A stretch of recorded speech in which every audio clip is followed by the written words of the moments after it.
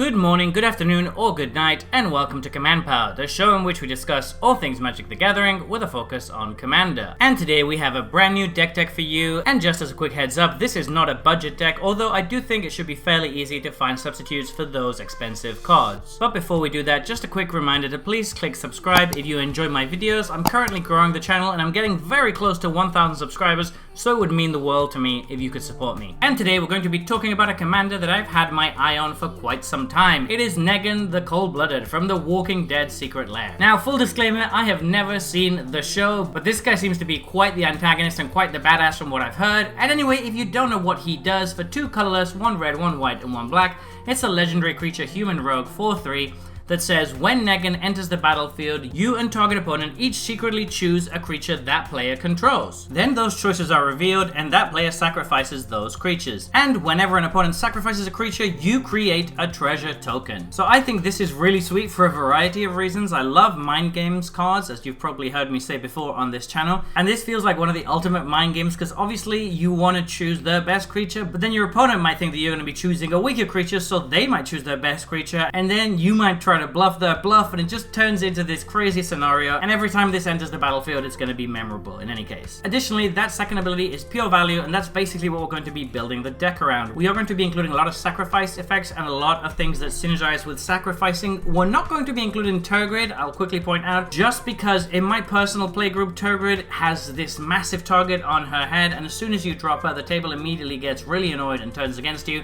So I'm not including her, but if your playgroup is okay with her, she's obviously fantastic in this deck. So without further ado, let's get started, and we're getting started with Academy Manufacture. Since we're going to be making quite a few treasures with our commander, this is going to fit really well in the deck by providing us extra value. Archfiend of Depravity is a really good card to keep token decks in check, but in general it's just a one-sided card that doesn't affect you, that's going to force people to sacrifice, which should then mean that you get some treasure tokens. Next up we have Braid's Arisen Nightmare. She's an amazing card in so many different decks, and she's going to work very well here because you're going to give your opponents a tough choice. Either they sacrifice and then you're getting a treasure token anyway, or they don't sacrifice and then they're losing life and you're drawing a card. All of those are really, really good. Next up is Cataclysmic Gearhook, and this is a pretty fun card in the deck since it's going to allow you to wipe a lot of the stuff from your opponent's board. It does affect you as well, but if you have Negan out, you're going to be getting value for each creature they sacrifice, which should be really, really solid. Next up we have Elish Norn, Mother of Machines. Obviously she is absolutely fantastic. A very expensive card, but very good in this deck.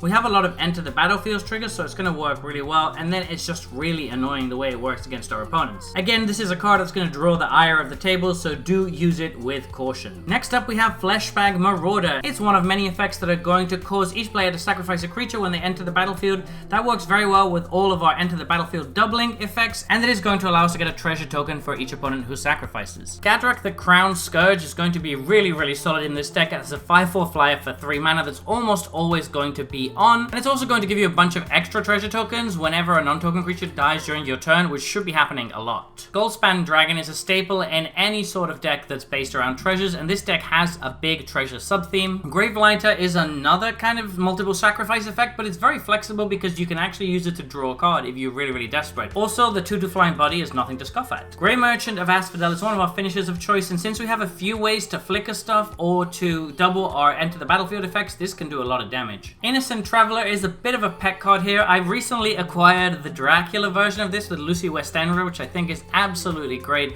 This card is not the strongest card in the world, so if you don't want to include this in the deck, you could consider substituting it for something like Vat of Rebirth, which is going to be really good with all the creatures dying in the deck. It That Betrays is another great card that's going to synergize very well with all the sacrificing we're doing. Kothoped Soul Hoarder is a really underrated card that I enjoy in a lot of decks, and in this deck where we're killing our opponent's creatures a lot, it should be very good. Magda Brazen Outlaw is going to work so well with all of the treasure tokens we're creating. There are a couple of dwarves in the deck, but that's not the reason we're playing it. We're playing it so that we can just tutor up any dragon or artifact and put them straight onto the battlefield, since we're going to have so many treasure tokens around. Mahadi Emporium Master is another Gadrak effect. It also works a little bit like our commander, so it's going to fit very well in the deck. Marionette Master is an excellent way to finish the game with all of the treasures we're creating. It can start hitting our opponents for an absolute ton of damage. Merciless Executioner is another ETB sacrifice creature. Mondrak Glory Dominus I really like in this deck because we're making a bunch of different tokens, so we're going to be able to double all of those. Obviously it works really well with our commander and all of our treasure creators. Morbid Opportunist is just a nice clean way to draw some extra cards, nothing too fancy. Playcrafter is one of the best effects for making our opponents sacrifice creatures, since it actually gets to make them discard a card if they don't have any creatures for whatever reason. Professional Facebreaker is a fantastic card in any deck, and we have so many treasures in this deck,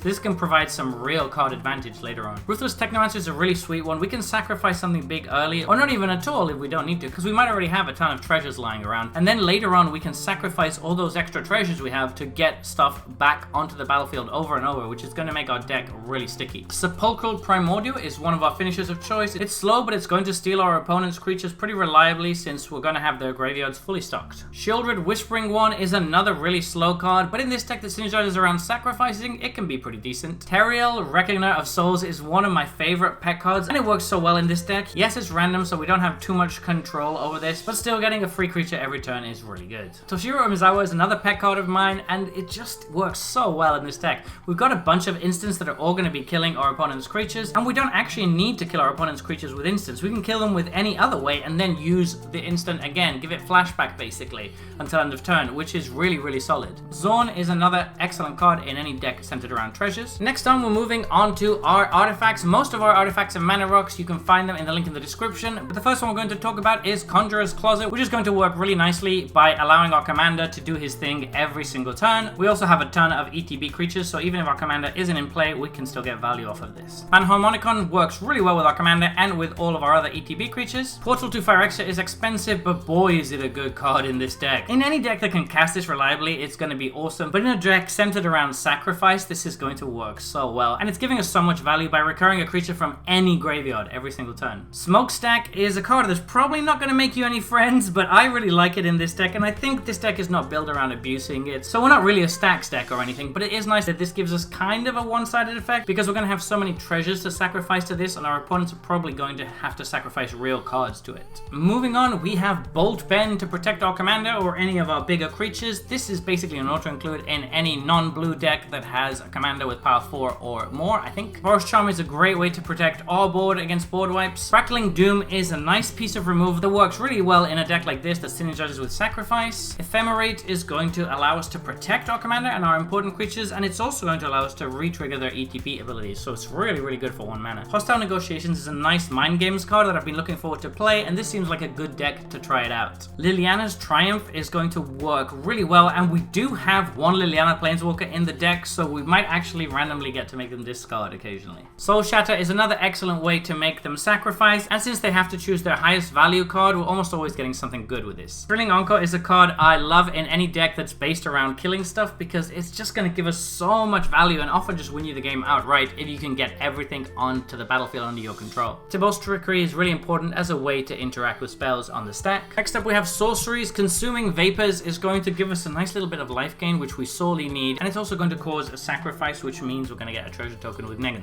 From the Catacombs is a really solid include in this deck. We're going to get to steal a creature from any graveyard, and then later on in the game we should have a fully stocked graveyard ourselves, so we should be able to recast this a couple of times and even get a little bit of extra value with taking the initiative. Mythos of Snapdax is a really solid effect, very similar to Tragic Arrogance, but for 1 mana less. Ruinous Ultimatum is obviously fantastic in any deck that is Mardu. Tragic Arrogance, just like Mythos of Snapdax, fits this deck perfectly because we're a sacrifice themed deck. And Visions of Ruin is similarly good, even though our commander doesn't really count artifacts being sacrificed. It still works very well by giving us treasure tokens, which we synergize with, and also we can recast it for just 3 mana, which is very solid. Next up, we're moving on to enchantments. We have Dictate of Erebus to make sure that every time our creatures die, our opponent's creatures are going to be dying too. Revel in Riches is a nice alternate win con that also synergizes with our treasures, and Teleportation Circles, similar to Conjurer's Closet, is a great way to rebuy enter the battlefield abilities. Finally, we have our Planeswalkers. We have Kaya, Intangible Slayer, which I've been wanting to try out. This is just a solid effect. It's difficult to remove because of the hexproof, and it's going to be pretty annoying for our opponents. It does almost everything we want to do. It comes with removal that can actually steal crucial enchantments. It also draws us cards, and we can even gain some life and make them lose some life in a pinch.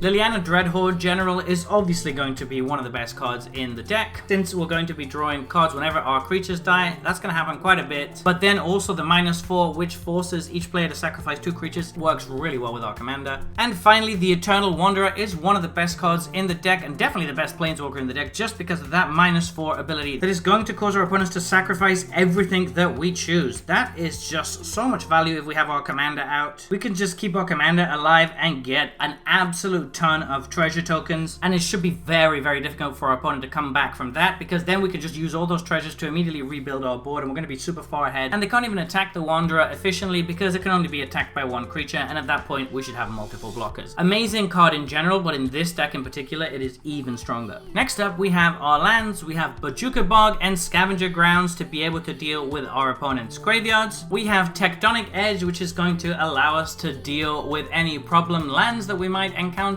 And we have Bonder's Enclave, which should allow us to draw cards fairly consistently in a deck with a few high-powered creatures. So there you have it. That has been our Negan the Cold-Blooded deck tech. What do you think? Are there any things you would change? Any additions that you think I missed? Please let me know in the comments section below. I read all comments and respond to all of them too. And if you enjoyed this video, don't forget to click like or subscribe. It really helps the channel. And until next time, take care.